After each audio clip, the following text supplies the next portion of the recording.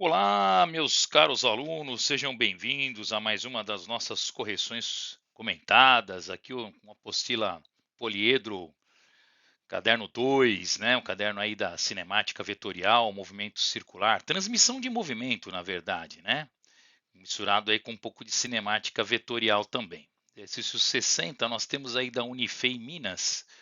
Um ciclista desloca-se em movimento retilíneo e uniforme com uma velocidade de 6 metros por segundo. Sabendo que as duas rodas da bicicleta têm diâmetros de 60 centímetros, calcule a velocidade angular da catraca rigidamente ligada à roda traseira. E a relação entre o raio do volante acoplado aos pedais, isso aqui, raio do volante foi péssimo, tá, pessoal? Isso aqui a gente chama de coroa no movimento circular, né, na bicicleta. Raio do volante foi horrível.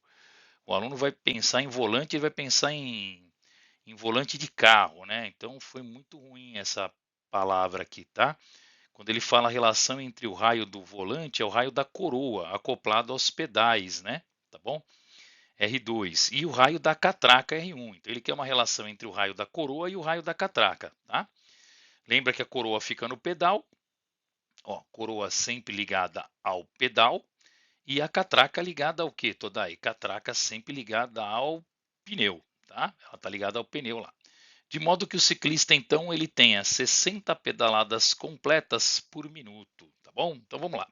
Fiz um desenho aqui para você poder entender melhor o que está acontecendo. Isso é o que ele chama de, então, raio do volante, né? Que é a coroa, pessoal. Isso aqui é onde o ciclista pedala, né? Que é o raio do volante aqui que ele fala, tá? É a coroa. E nós temos então uma transmissão de movimento pela catraca que fica presa aqui firmemente à roda, tá? Tá aqui a catraca e aqui então está a roda do pneu, tá bom? Bom, primeira coisa que a gente vai fazer então que ele quer é calcular a velocidade angular aqui, pessoal, tanto da roda como da catraca que é a mesma, né? Eles compartilham o mesmo eixo. Então, como eles compartilham aqui o mesmo eixo, turma, ó, o mesmo eixo, eu posso dizer que a velocidade angular dos dois aqui é a mesma, tá? Então, V igual a ômega R, né? Lembrando que a velocidade da escalar, a linear aqui, ó, tangencial, esta velocidade V é a própria velocidade da bicicleta, tá? Então ele deu 6 metros por segundo. Ela vai ser igual a ômega R. Bom, gente, R, o que acontece com o raio aqui? Bom, ele deu que o diâmetro é 60, né? Então acho que nenhuma surpresa aqui que o nosso raio ele vai ser de 30 centímetros, então a gente vai usar 0,3, né? Para entrar no sistema internacional, tá legal? Então 6 dividido por 0,3, encontramos então o ômega aí 20 radianos por segundo. Que ômega é esse, Toda? Esse aqui é o ômega, turma, da catraca e do pneu, tá? Muito bem. Agora ele quer a relação entre o raio, este raiozinho aqui, ó, que é o raio da coroa, tá certo? E ele quer a relação entre esse raio e o raio da catraca, tá legal? Esse raio pequenininho aqui, tá? Então nós vamos chamar um de 1 e o outro de 2, né?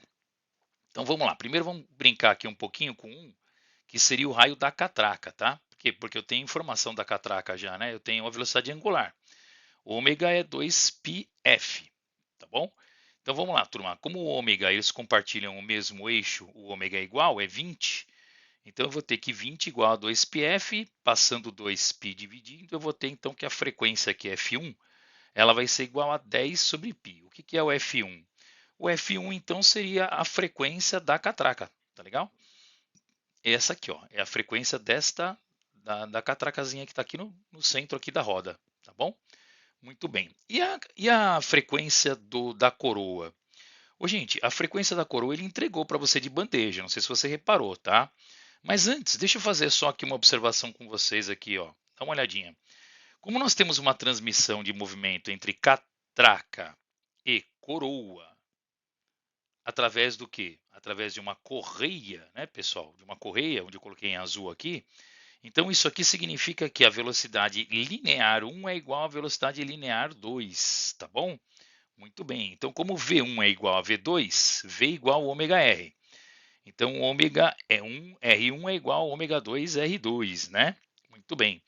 Então, nós vamos ter aí 2πf1, R1, 2πf2, R2. O 2π a gente pode cortar, tá? Então nós vamos ter que F1R1 é igual a F2R2, ou então que, multiplicando em cruz, R2 sobre R1 ele é igual a F1 sobre F2. Isso mesmo. Quando você tem uma transmissão de movimento por correia, que a velocidade linear ou tangencial é igual, a gente pode dizer, pessoal, que o raio e a frequência são inversamente proporcionais, tá? Quem tem o maior raio, né, sempre terá a menor frequência e vice-versa, tá bom?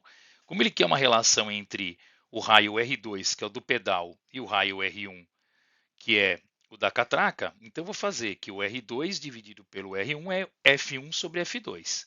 Repara que o F1 eu já tenho, né, que eu acabei de calcular, que é a frequência da catraca. Aí você vai falar, e o F2? Ele deu também o F2, galera. Como que ele deu, Todai?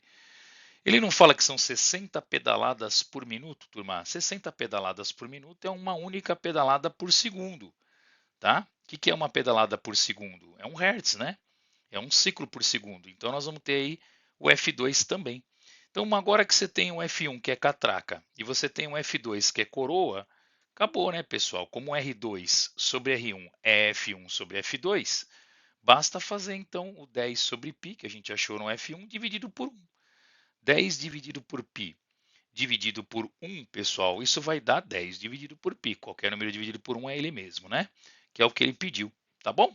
Espero que você tenha entendido. É exercício tranquilo, envolve transmissão de movimento, cinemática vetorial, um exercício bem completinho aí, tá? Qualquer dúvida, deixe no seu comentário e um grande abraço e até a próxima.